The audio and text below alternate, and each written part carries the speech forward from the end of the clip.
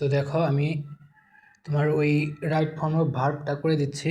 তো দেখো এই নাম্বারটা কি বলছে এখানে, যে ওয়ান্স দেয়ার ওয়াজ এ ক্রো, তাই না?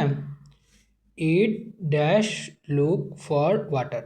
তো দেখো তোমার এই রাইট ফর্ম অফ ভার্বগুলোতে যে জিনিসগুলো দেওয়া থাকবে সেটা হচ্ছে তোমার প্রত্যেকটা ভার্বগুলো দেওয়া থাকবে। দেখো লুক, লুক মানে হচ্ছে কোনো কিছু দেখা।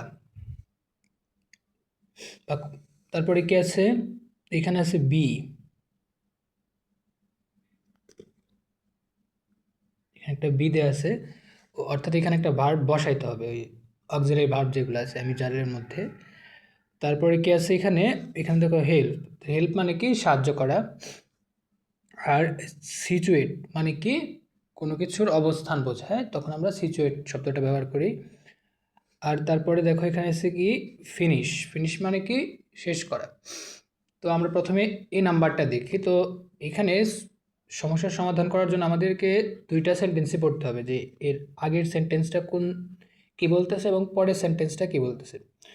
তো রাইট ফর্ম অফ ভার্বের যে নিয়ম সেটা বলে হচ্ছে, প্রথমের সেন্টেন্সটা যে টেন্সে থাকবে পরের সেন্টেন্সটাকেও ওই একই টেন্সে আমাদেরকে লিখতে হবে, ঠিক আছে? এছাড়াও ওই সেন্টেন্স থেকেও আমরা বেশ কিছু এক্সট্রা তথ্য পাবো। তো দেখো এখানে যে জিনিসটা আছে ইট, লোক, তারপরে কি আছে ফর আছে, তাই না? তো দেখো সবসময় যদি ফর থাকে, ফরের আগে যদি ভার্ব থাকে, তার সাথে কি ফর্ম যুক্ত করতে হবে, আইএনজি ফর্ম যুক্ত করতে হবে, অর্থাৎ লোকের সাথে আমাদেরকে আইএনজি লাগাতে হবে। তাহলে আইএনজি যদি হয় তাহলে কি হয়, ভার্বের কন্টিনিউয়াস ফর্ম হয়। তাহলে দেখো এখানে ভার্বটা কোন জায়গায় আছে, দেখো এখানে ভার্বটা, এখানে ভার্ব হিসেবে আছে কি ওয়াস, তার মানে কি পাস্ট ফর্মে আছে। তো আমাদেরকে কি লিখতে হবে, ইট ওয়াস, এক নম্বর উত্তর আমি লিখতেছি, ওয়াস লুকিং, দেখো ওয়াজ লুকিং। তো দেখো আমি একটা এক্সাম্পল দিই। ধরো তোমার কোনো জায়গায় লেখা আছে যে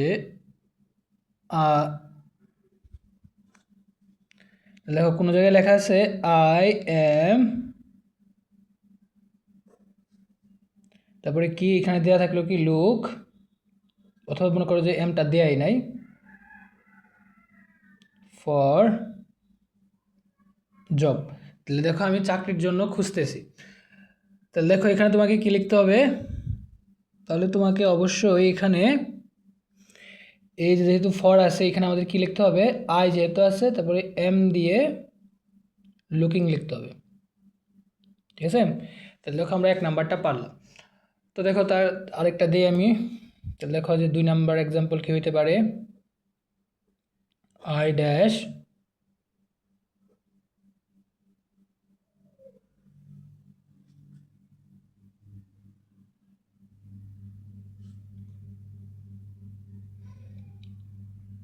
বার্ড।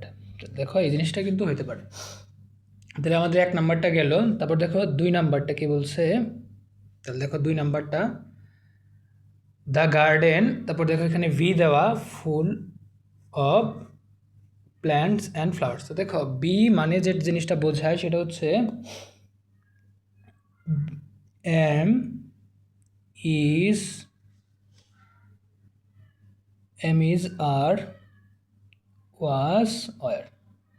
তাহলে দেখো এই জিনিসগুলো হচ্ছে আমাদের যে বি ভার্বের রূপ। তাহলে দেখো এখানে কোনটা বসবে, তাহলে দেখো the garden full of plants and flowers. তাহলে দেখ যেহেতু গার্ডেন একটা, সেহেতু আমাদেরকে কী ব্যবহার করতে হবে এখানে বি নাম্বারে, তাহলে বি নাম্বারে হবে কি ইজ, তাহলে আমরা ইজ ব্যবহার করব। দেখো যদি আই থাকতো, গার্ডেন না থাকে, তাহলে আমরা ব্যবহার করতাম এম। যদি উই থাকতো বা বহু সংখ্যক জিনিস, মানে একের অধিক কোনো কিছু, যেমনি মনে করো দেয়ার, দে থাকতো, বা আর কি থাকতে পারে, ধরো স্টুডেন্টস, তো সেখানেও আমরা কী ব্যবহার করতাম, আর ব্যবহার করতাম। তো গেল। আর যদি কি থাকতো, ধরো কোনো একটা জড় বস্তু আছে, তাহলে গার্ডেন যেহেতু একটা জড় বস্তু, তাহলে কি গার্ডেন, অথবা ইট, অথবা কাউ, তাহলে আমরা কী ব্যবহার করব? ইজ ব্যবহার করব। তো বোঝা গেল, তাহলে আমি থাকলে এম, উই দে স্টুডেন্টস থাকলে আর, আর যদি গার্ডেন ইট কাউ এগুলা বোঝালে আমরা কী ব্যবহার করব? ইজ ব্যবহার করব। তো এরপর আমরা চলে যাই হচ্ছে আমাদের সি নাম্বারে। তাহলে দেখো সি নাম্বার কি বললো,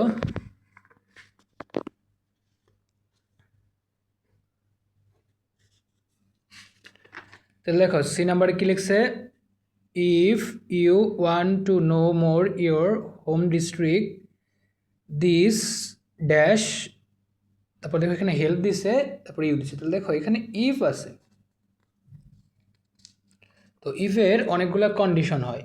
ইফের ফার্স্ট কন্ডিশন আছে, ইফতে অনেকগুলো কন্ডিশন হয়, ফার্স্ট, তারপরে কি সেকেন্ড এবং থার্ড। তো এই কন্ডিশনগুলোর উপর ভিত্তি করে আমাদেরকে উত্তরগুলো লিখতে হয়। তাহলে দেখো যদি প্রেজেন্টে হয়, বর্তমান কাল বোঝায়, তাহলে আমরা first condition,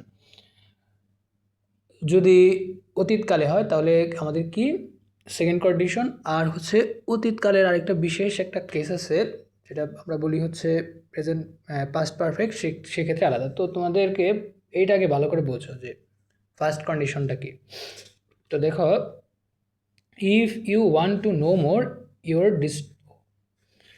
more about your home district this dash help you. তাহলে দেখো এখানে একটা জিনিস লক্ষ্য করে দেখো, এটা কিন্তু একটা ফার্স্ট কন্ডিশন।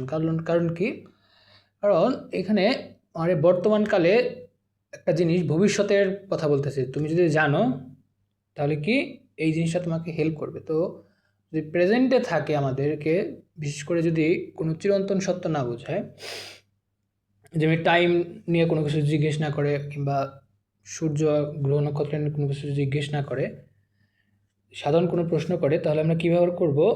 এই ভার্বের আগে আমরা উইল ব্যবহার করব। কি করব? ফার্স্ট, তাহলে কি বললাম আমরা? ফার্স্ট কন্ডিশনে যদি ইফ এর ফার্স্ট কন্ডিশন হয়, ইফ এর ফার্স্ট কন্ডিশন হলে কন্ডিশনে আমরা কী ব্যবহার করব? ফার্স্ট কন্ডিশনে আমরা কী ব্যবহার করব? উইল ব্যবহার করব। যেহেতু এটা ফার্স্ট কন্ডিশন, সেহেতু আমরা কি এখানে উইল দিব, উইলের পরে আমরা হেল্পটা লিখে দেব। তাহলে উইল হেল্প, তাহলে উইলের পরে আমরা হেল্প লিখতেছি কেন? কারণ হচ্ছে উইল, তারপরে কি আছে আমাদের শেল, ক্যান, কুড, মাস্ট। এই যে can, could, will, would, may, must. তো এই জিনিসগুলোর পরে ভার্বের কোনো চেঞ্জ হয় না। ভার্বের চেঞ্জকে এইগুলো কী করে দেয়? রুখে দেয়। ঠিক আছে, সেহেতু কি উইলের পরে ভার্ব যেটা আছে আমরা সেটাই বসিয়ে দিলাম। ঠিক আছে, তো দেখো তারপর কি বলছে, Kishoreganj situated in the north eastern part of Bangladesh. তো দেখো এটা কীরকম, তো এই ধরনের বাক্যগুলোতে জিনিসটা করবা যে কোনো কিছুর অবস্থান বোঝাইছে, তাই না? তাহলে আমরা কী করি? অবস্থান বোঝালে আমরা প্যাসিভে লিখি। তাহলে কিশোরগঞ্জ কিংবা ঢাকা যে জিনিসটা থাকুক না কেন, যেহেতু অবস্থান বোঝাইছে, সেটা আমরা কী লিখব? ইজ। আর ইজের পরে যে ফর্মটা আছে,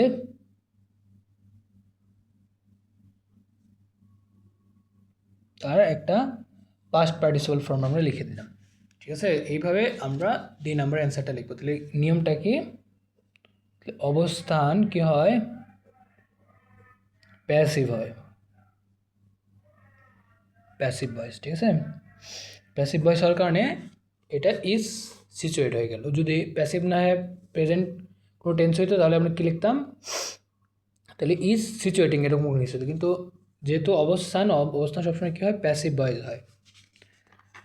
তো তারপরে দেখো, হি ফিনিশ হিজ হোমওয়ার্ক। তাহলে দেখো তারপরে কী লিখছে?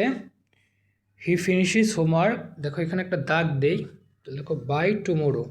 তাহলে দেখো টুমোরো হচ্ছে কি ভবিষ্যৎ, তাই না? তাহলে ভবিষ্যৎকাল বোঝাইতে আমাদের কি করতে হবে?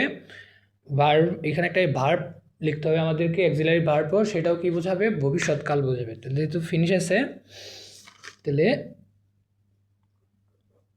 হি এর জন্য যে তাহলে হি, তাহলে দেখো হি এর জন্য, দের জন্য যে ফিউচার,